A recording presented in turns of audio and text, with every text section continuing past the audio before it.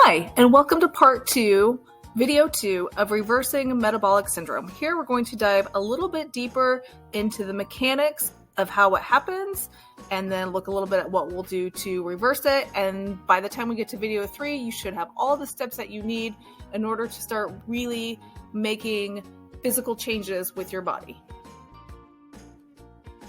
Before we review the role of insulin and glucose, let's talk briefly about how insulin and glucose get transported throughout the body.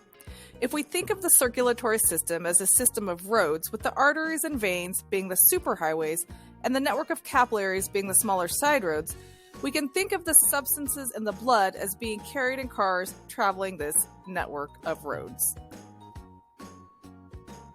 The substances riding along in the cars that are traveling down the highway, such as insulin, glucose, and oxygen, among many others, need the cars to exit off the highway and enter into the cells. Some of these cars need to take the same exit, such as insulin and glucose, as they work together synergistically, which we will look at here in just a second. Here we have a picture showing how insulin in the blood binds to a receptor on a cell, and then on that same cell, the insulin essentially unlocks the GLUT4 transporter protein in order to let glucose from the blood into the cell. Unfortunately, if we have been consuming a diet that has crammed our cells full of glucose, then it doesn't matter if the transporter protein is open, or how wide open it is, as there is no way to fit more glucose into the cell. It's going to start looking like the suitcase that we will see in the next picture. Now we know our cells end up looking like this overstuffed suitcase that is busting at the seams. Unfortunately, our pancreas, which is producing insulin like crazy to help put the glucose into the cells, didn't get the memo that the cells are already full. The pancreas continues to work overtime, trying to reduce the amount of sugar circulating in the blood by making more insulin in this futile attempt to push the glucose out of the blood and into the cell.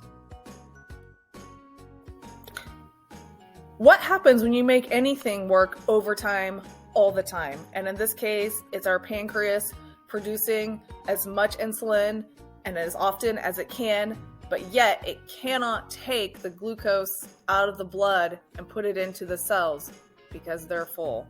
So our pancreas, just like anything that's overworked, gets fatigued, and then production gets lowered. So now we have less insulin being produced by the pancreas.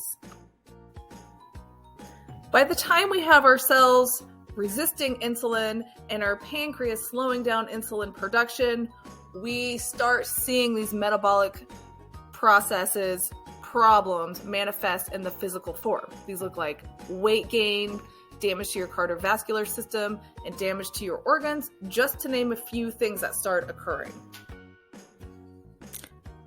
In order to address this root cause or problem of metabolic distress, we need to look to carbs. And I know the slide is a bit dramatic. Carbs can kill. But when we eat foods that are high in carbohydrates that are fast digesting, what has to happen? Well, we have to have lots and lots of insulin because those carbohydrates get broken down into glucose in the bloodstream. When we have lots of insulin going with lots of glucose, what do we know? Well, we know that the body cannot burn fat at that point.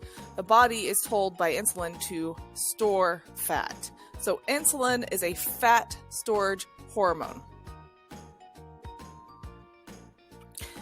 This is by no means to say that all carbs are bad. There are many different carbs that are full of fiber, and that is the key takeaway that we need to be looking at, is that carbohydrates in nature come wrapped up in fiber packages.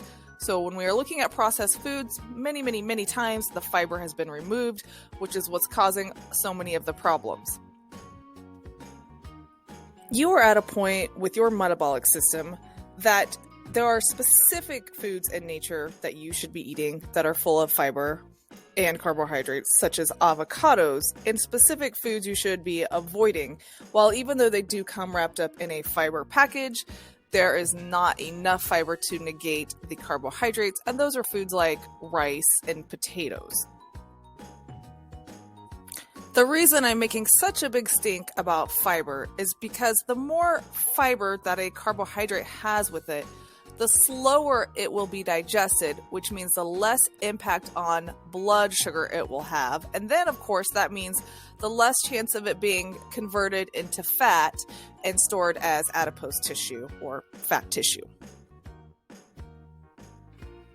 All right, this means simple carbs, bad, complex carbs full of fiber, good, but what about fat? So let's look at what is a triglyceride. So a triglyceride is just a molecule with a glycerol backbone and then 3, which is where the tri comes from, fatty chain acids attached to it. Triglycerides can be found in foods, and triglycerides can also be found in the body. We can say the same thing for carbohydrates. Carbohydrates are found in our foods, and they are also found in our body. When we store carbohydrates in our body, we call that glycogen, and we find stored carbohydrates in the form of glycogen, mostly in the liver and the muscle cells. The problem is we have a very limited amount of space for storing glycogen. When the body takes in too many excess carbohydrates, it is just a brilliant machine that has figured out, okay, I have limited glycogen storage, which is the storage of your carbohydrates. What do I do now with all of this excess? What the body does is it takes the carbohydrates and converts them into triglycerides. So it converts them into fat in the body, which can then be stored in the fat cells. Our body has this unlimited capacity to store fat. Because if a current or all of the current fat cells get too full, then the body can grow more fat cells. And at that point, we start storing fat in very dangerous places, like around the internal organs. And we call this fat visceral fat. And this is a huge contributing factor to metabolic syndrome. If you were a child of the 80s or even 90s, you probably grew up being taught that fats were bad and the leading cause of all health problems. However, that is just simply not the case.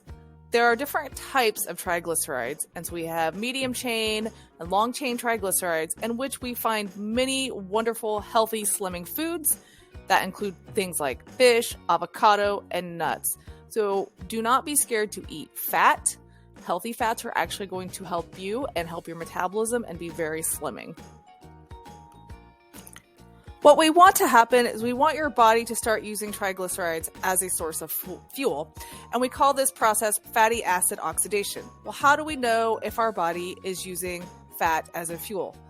It's actually quite simple. We make sure we keep our blood sugar in a range of approximately 70 to 130 milligrams per deciliter, and that is how we know as we go throughout our day that we are in fat burning mode. In order to know exactly what our blood sugar is looking like throughout the day, there are a couple of different tools that we can use. You can use a blood glucose meter. They are relatively inexpensive and easily accessible. However, I personally find for my clients that nobody likes to have to prick their finger multiple times a day. It gets tedious and it gets inconvenient. The thing that I have had the most luck with for my clients, and we've seen the most success, has been the use of a continuous glucose monitor. So if you can get with your doctor and have them write a prescription for that, I find it to be very, very helpful. But again, you don't have to do it that way. And if you just start with the finger pricks and you start getting an idea of how your blood sugar responds to particular foods, then as you go forward, you will know what are the better choices for you personally. To reiterate and to be perfectly clear, I do want to state that too much of any substance can result in fat storage. So that could be too much protein, too much fat, too much carbohydrates. However, the big thing is we are so limited with our carbohydrate storage that once we top off, then everything has to get converted to fat. And we start tucking everything away and really filling up our fat cells. Here's a visual of a fat cell, or what we call an adipocyte. And in this case, we can see that the cell has been filled up. What happens when a cell is filled with fat and all of the fat cells are filled with fat? Well, our body grows more fat cells. So the more carbohydrates we eat that have to be converted into triglycerides because our glycogen stores are already topped off, the more fat we are going to accumulate in our body. The formula is simple. If we eat carbohydrates high in fiber found in nature, we will have a fat-burning metabolism. If we eat medium and long-chain triglycerides found in nature, we will have a fat-burning metabolism. If we eat quality proteins found in nature, we will have a fat-burning metabolism. If we eat too many simple carbohydrates, we will no longer have a fat-burning metabolism, and we will have a metabolism designed to store fat. Here I have put together a list of the type of carbohydrates that are going to help reset your metabolism. As you can see, it's a lot of vegetables, nuts and seeds, and some fruits. This is where you should be focusing. Now let's take a look at the next slide and see what we should be avoiding as we are resetting our metabolisms. The foods we want to avoid, some may seem more obvious to you than others. First and foremost, anything full of processed sugar. So we're talking ice cream, cookies, cake. That stuff needs to go. Then you also need to think about foods made with processed flours that have very little fiber in them. So that is your crackers, your bagels, your cereals, your pasta, those type of things. Those also need to go. Now, the part that's a little bit hard sometimes is that also really healthy foods for some people, not for you at this point in your life, such as rice, wheat, potatoes, and many type of higher carbohydrate, lower fiber foods, you need to skip those for now. As you learn to incorporate more exercise and to balance carbohydrates with proteins and fats, they can find a way back into your diet. But as you are working really on a focused effort to improve your metabolism, those need to be skipped for now. As we dive into this process and you are able to start monitoring how certain foods impact your blood sugar and start getting your blood sugar down into that fat burning range, you will start seeing improvements in your body composition. You have to remember though, this is not a sprint. Learning to do this and doing it, it's a marathon. It's going to take time. You are going to have highs and lows. You might experience dipping energy levels and increase hunger as your body is adapting and making changes. But as you stick with it, you will start to find that all evolve and those things will correct and you will have increased energy levels and decrease hunger. And the goal, of course, is eventually you'll find yourself less hangry, more energetic, and just feeling good about how you look and feel.